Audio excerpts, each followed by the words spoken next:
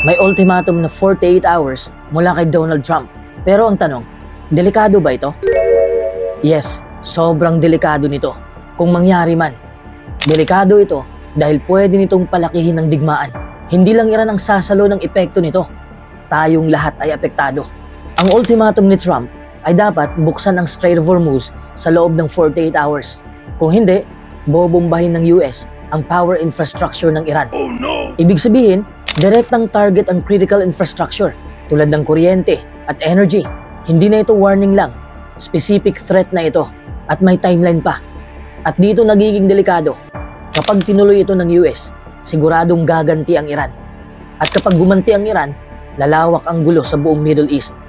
Sa katunayan, nagbanta na ang Iran. Naaatake rin sila sa energy at water systems ng ibang bansa. Posible ring isara pa lalo ng Iran ang Strait of Hormuz. Oh no! Pero alam ko ang tanong nyo, natatakot ba ang Iran sa ultimatum ni Trump? Sa mga lumalabas na reaksyon, nag-counter threat agad ang Iran. Sinabi nilang gagamit sila ng zero restraint kung aatakihin sila. Oh no! Ibig sabihin, ibuhos na nila lahat ng atake. Hindi na sila magpipigil. Ibig sabihin, hindi sila umaatras, lalo silang nagiging agresibo. So ang tanong, kung malinaw ang banta ng US, bakit hindi natatakot ang Iran? Yan ang pag-uusapan natin sa video na ito.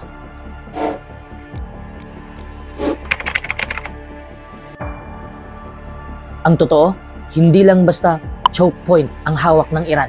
Parang hawak nila ang on-off switch ng global economy. At yun ang tinatawag na pain button. Isipin mo, ang Strait of Hormuz ay isang makitid na gate kung saan dumadaan ang malaking porsyento ng oil ng mundo. Hindi ito simpleng ruta lang.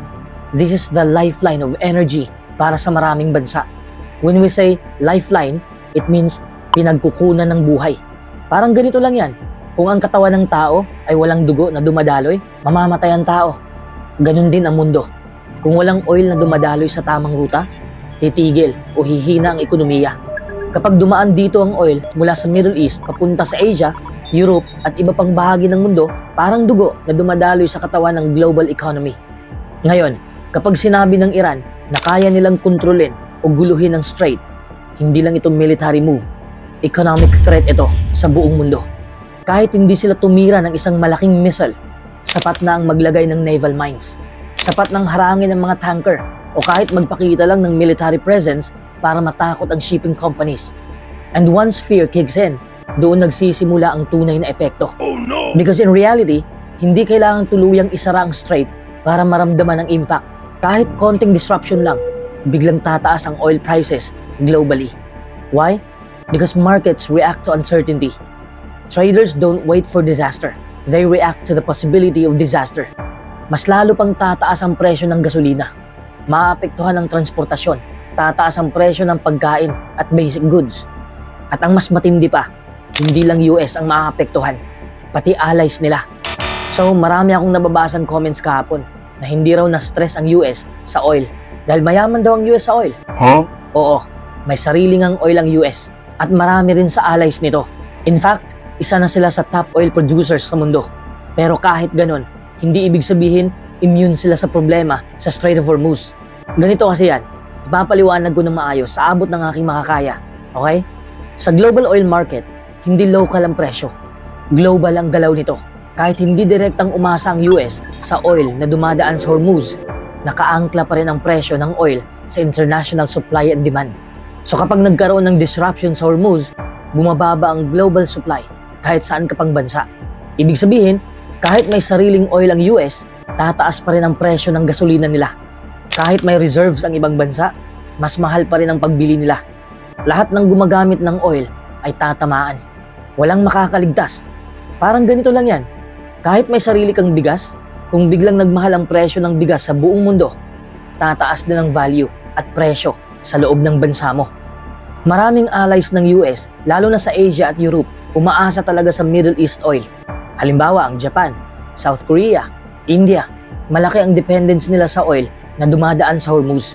Kapag naapektuhan sila, hihina ang ekonomiya nila. At kapag humina ang allies, hihina rin ang global trade. Babagal ang economic activity, pati US economy indirectly masasaktan. So kahit hindi direktang tinatamaan ang oil supply ng US, tinatamaan naman ang system na kinabibilangan nila. Sa mga nagsasabing mayaman sa oil ang US, hindi yan ang tanong. Ang totoong tanong ay kung stable ba ang buong system na pinanggagalingan ng presyo. Kapag nasira ang stability na yan, lahat apektado. Kaya ang leverage ng Iran ay hindi lang physical blockade, kundi ang kakayahan nilang magdulot ng takot sa global market. So ang laban dito, hindi lang military versus military, kundi Iran versus the global economic system. Ito ang dahilan kung bakit nagiging pain button ang sitwasyong ito. Kasi kahit mas malakas ang military ng US, may hawak ang Iran na isang bagay na hindi kayang baliwalain ng mundo. Ano yon? The ability to create global economic shock. And here's the dangerous part. Hindi hangad ng Iran na manalo sa traditional na digmaan. Kailangan lang nilang iparamdam na kaya nilang guluhin ang sistema. Kaya sa ultimatum ni Trump na 48 hours, hindi agad natatakot ang Iran. Ang Iran ay hindi basta-bastang tatanggap ng banta na parang walang laban. Alam ng Iran na kahit mas malakas ang US militarily, may mga bagay sila na hawak na pwedeng magpabago ng laro. Kapag tinamaan ng US o Israel ang kanilang mga power plants, malinaw na kaya rin nilang gumanti. Hindi lang simpleng paghihiganti, kaya rin ng Iran na targetin ang energy infrastructure ng US at mga allies nito at posibleng isara ang Hormuz ng tuluyan kung kinakailangan. Sa isang simpleng ultimatum lang, nagiging isang mutual threat scenario. Kung aatake ang isa, may katapat na pinsala ang darating. This gives them a psychological edge. They're showing that aggression won't be one-sided. Sa pananaw ng Iran, ang ultimatum ng US ay hindi simpleng obey or die. Nakikita nila ito bilang isang pressure tactic na pwedeng baliktarin kung gagamitin ng tama ang resources at posisyon nila. Hindi sila natatakot dahil alam nilang may kakayahan silang makipaglaro sa banta, mag-set ng counter moves at ipakita na kahit may banta, hindi basta-bastang sumusuko ang isang bansa na may stratehikong leverage. Sa madaling salita, ang pananakot ng US ay parang check sa chessboard. At ang Iran, sa kabila ng pressure, ay hindi basta magpapatalo. They have moves of their own, moves that could turn the table, and moves that remind everyone watching that power is not just about who has the biggest bombs. Hindi lang ito simpleng stubbornness o pride. Ito ay bunga ng matinding karanasan sa digmaan, sanctions at patuloy na banta mula sa ibang bansa. Imagine mo, 3 linggo na ang bumbahan. Ilang strategic targets ang tinamaan. The energy infrastructure partially disrupted at libu-libong buhay ang naapektuhan. Sa ganitong sitwasyon, madali lang isipin na okay, susuko na tayo para matapos ang sakit. Pero sa halip, ang reaksyon ng Iran ay mas matibay. Kaya nga sila nagiging resilient eh.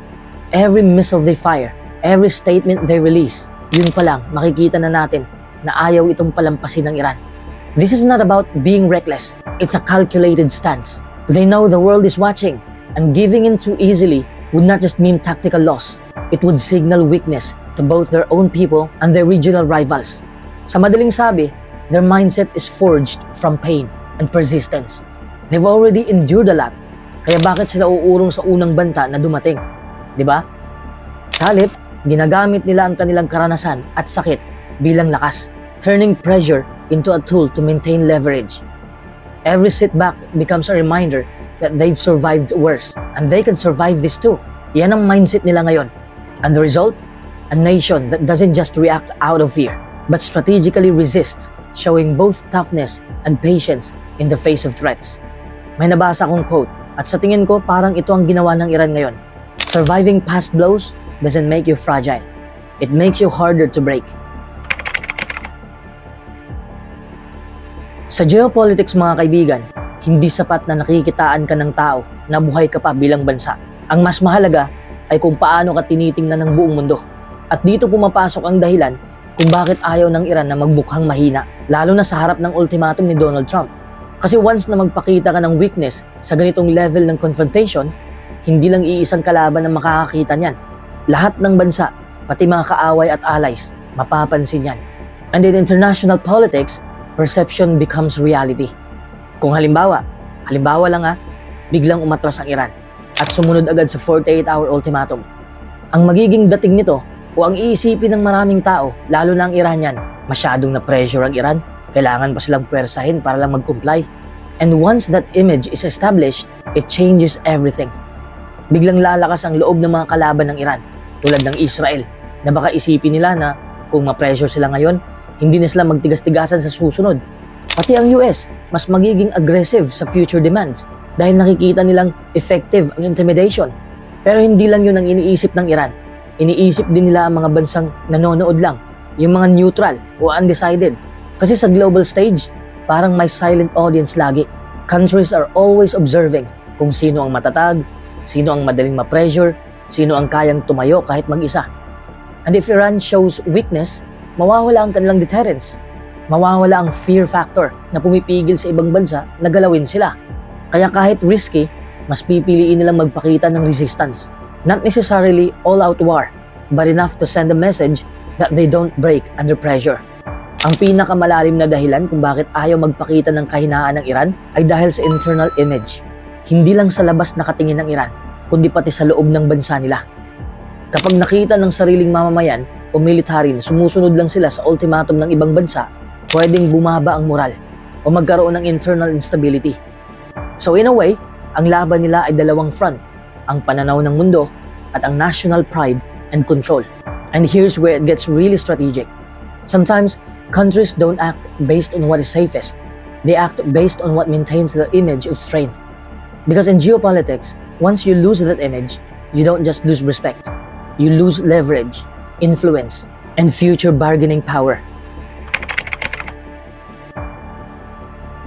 Alam ng Iran na hindi rin basta-basta ang banta ng US. Kahit malakas ang militar ng US, ang pagsabog ng power plants ng Iran ay hindi lamang simpleng push a button moment. Every strike comes with complex consequences para sa US, para sa allies nila, at para sa buong rehiyon. Kung bubomba ang US, hindi lang Iran ang tatamaan. Maapektuhan din ang global oil supply, tataas ang presyo ng langis, at pwedeng magdulot ng worldwide economic instability. In short, kahit malakas ang armada at air force ng US, every action carries a huge risk.